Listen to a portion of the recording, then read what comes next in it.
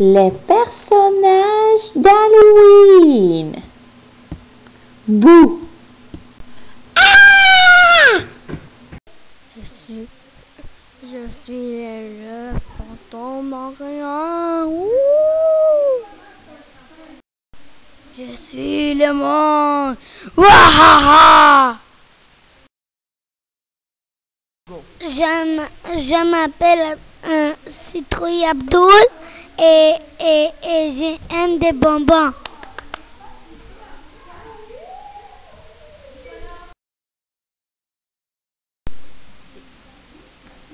Je suis un ninja, le meilleur. Je fais du skateboard. Je suis le fantôme de l'étang. Ah. Arrêtez la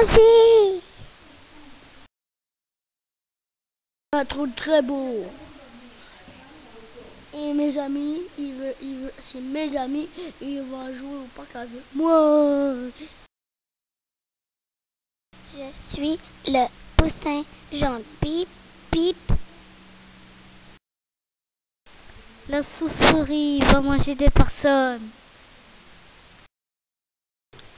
Je suis la fée. Je vole. C'est moi, Mario, j'aime manger des champignons. Gabriel. Victoria. Yarissa. Andréane. Nicolas. Georges Gabriel. Kylian. Abdoul. Jérémy. Alexandre.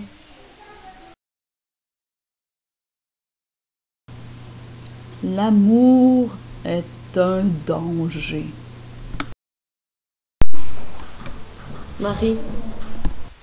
Sabira. Audrey. Vanessa. Yacine. Alexandre. Ludovic. Avril. Katia. Alicia. Mathieu. Kevin. Cindy. Adonis.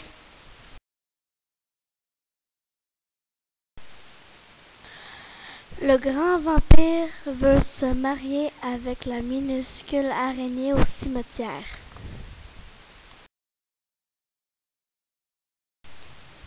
C'est la nuit et il y a du brouillard.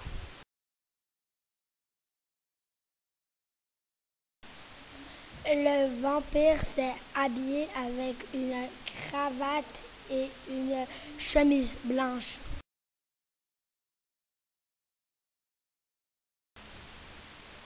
L'araignée porte un voile de couleur bleue. Le vampire et l'araignée marchent. Tout à coup, un zombie sort de la terre.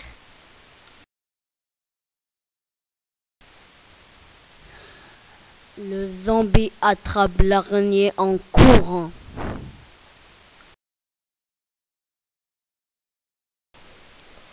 Le vampire est touché par ce. Il veut marier l'araignée.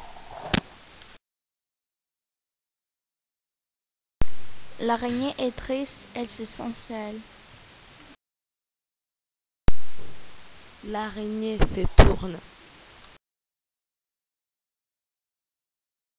L'araignée trouve de la poudre à gratter. Elle cache la poudre à gratter dans ses pattes. Elle va la mettre sur les pieds du zombie. Le pied du zombie le chatouille. Le zombie court partout dans le cimetière. L'araignée se sauve en courant très rapidement. L'araignée va demander au vampire s'il veut encore se marier.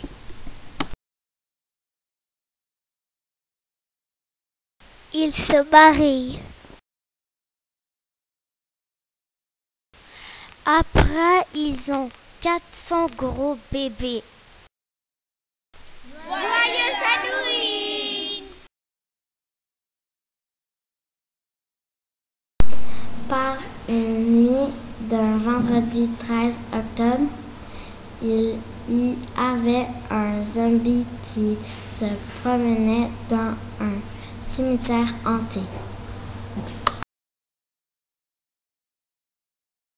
Il avait la peau toute trouée avec une marmotte. Il porte de vieux vêtements sales.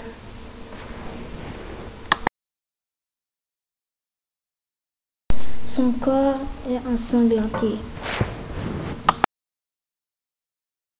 Le mort-vivant veut transformer tous les gens de la planète en zombies.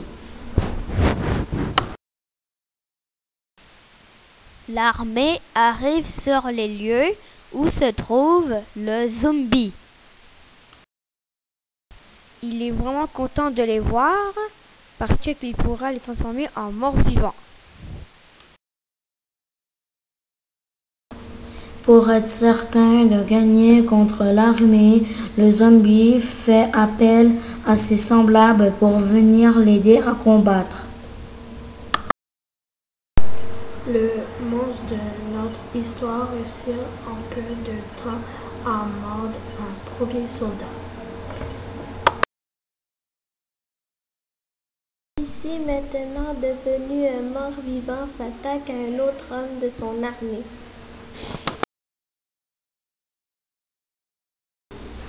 Les militaires sortent leurs tonneaux de tir et de miel pour piéger les zombies. Ensuite, avec leur bâton électrique, ils réussissent à éliminer plusieurs morts-vivants.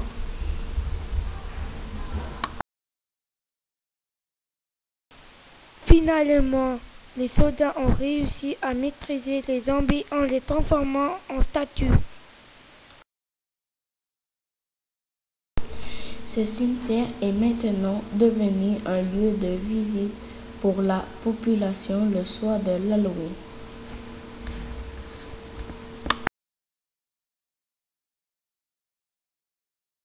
Il était une fois une méchante sorcière qui détestait la fête des morts.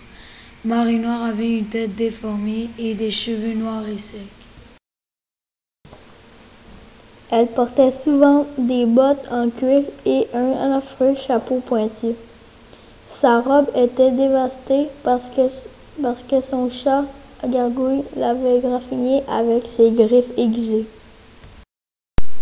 Marie Noire était bizarre.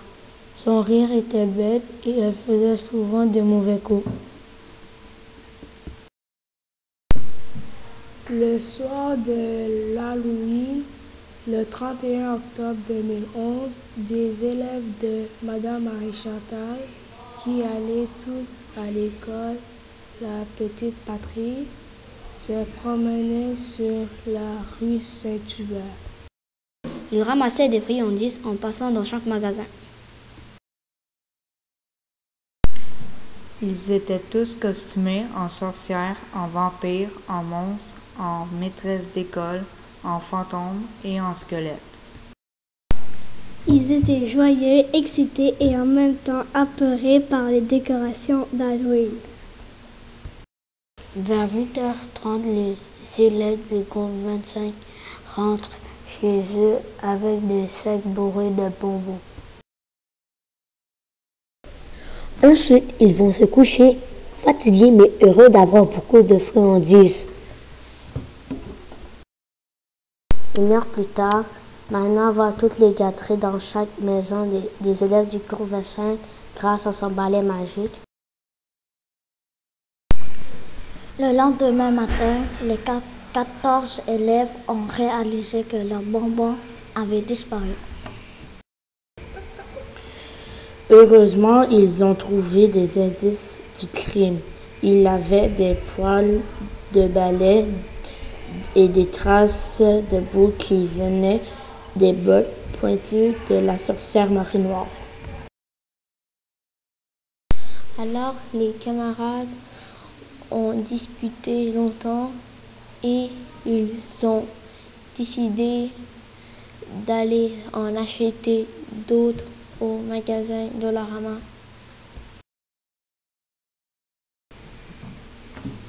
Finalement, ils étaient déçus d'avoir gaspillé leur économie, mais les enfants ont quand même réussi à se faire une énorme provision de bonbons.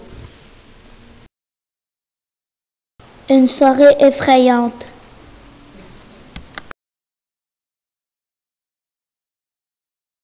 Une soirée effrayante.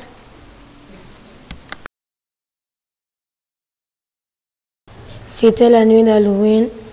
Une petite fille était seule dans sa maison. Sa maison était vieille et on entendait des craquements.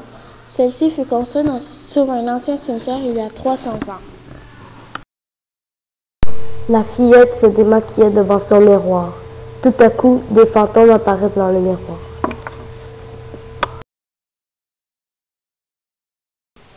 Elle reconnaît ses parents morts depuis 2 ans dans un accident. Affolée, elle se met à hurler. Elle doit trouver une façon de les faire sortir de sa maison. Alors, toujours effrayée, elle appelle son amie pour lui raconter ce qui vient de se passer. Son ami arrive rapidement et lui propose d'explorer la maison pour trouver les fantômes de ses parents et les libérer. Elle monte au grenier.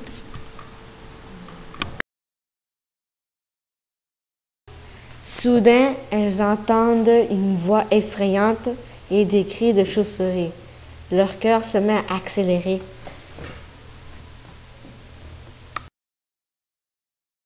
Alors, elle descend en courant jusqu'au sous-sol. Les jeunes filles aperçoivent une silhouette terrifiante ressemblant à un zombie. La fillette habitant la maison fait preuve d'un grand courage en brisant la glace et en lui demandant de partir. L'esprit de sa mère vient aider les filles à éloigner les zombies. Elle apparaît devant le mort-vivant qui a peur. Il disparaît subitement d'un nuage de poussière. Enfin, tous les mauvais esprits qui habitaient la maison se sont volatilisés. Le courage des 2 amis et l'esprit de la mère ont fait fuir les êtres maléfiques.